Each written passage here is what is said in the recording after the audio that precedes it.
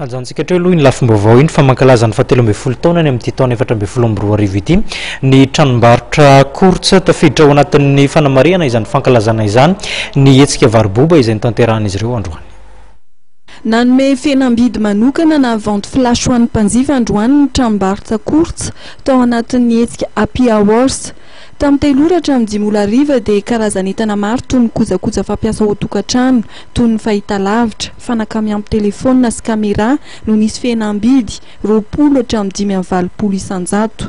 Naloa teny ao avokoa ny vidin'entana ary marobe ny mpanjifa ny tonga teny amin'ny magazay Kourtsa Korondrano ny folakandro teo. Faly dia faly tokoa izay satria navitrika be ny olona nanantona ny Kourtsa amin'ity vente flash ity dia be da be ny olona nanantona magazin efa nanomboka tamin'ny roa ny olona dia efa niandry teto niandry ny fotoana satria tamin'ny telo vao afaka nanombotsika satria izay ny fotoana ny fanomezana dia navitrika be da be mihitsy ny olona fa angamba ny eritreretina indray amin'ny sabotsy manaraka asiana zavatra hafa indray amin'ity anniversaire amin'ny Kourtsa ity. Ny vidiny dia tena nasiana fihenam-bidy goavana dia goavana satria hatramin'ny 520 isan-jato ny fihenam-bidy tato.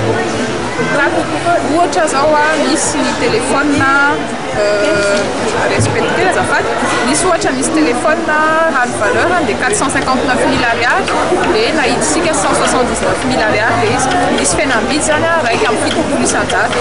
Ankoatran'izay ny tena be fihenam-bidy indrindra dia misy Panasonic ry iPod Dokin azafady 339 900 ariary ny vidiny dia nalatsaka ho 49 900 ariary izany hoe 520 isan-jato ny fihenam-bidy zany nameny Kourtsa ny mpanjifany. Tena mbola tsisy ohatr'izay tato ny Kourtsa satria noho ny 17 taonan'izay dia nanome fahafapo amin'ny mpanjifany Kourtsa zany izay tamin'ity. Nisy ihany koa teto ny lalao nafanana azy fanomezana samihafa avy amin'ny Kourtsa. Tsy izany fa itony fankalazana ny 17 taonan'ny Kourtsa ary isatra ny fanomezana ho an'ny mpanjifa.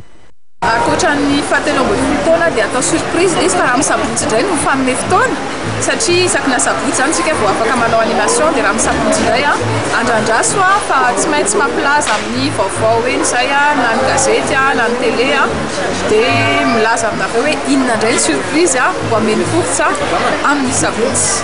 Ny sabotsy izao indray zany no anome tongotra miavaka ho an'ny mpanjifa ny tranombarotra Kourtsa ao anatin'ny fankalazana ny 17 taonany isiny.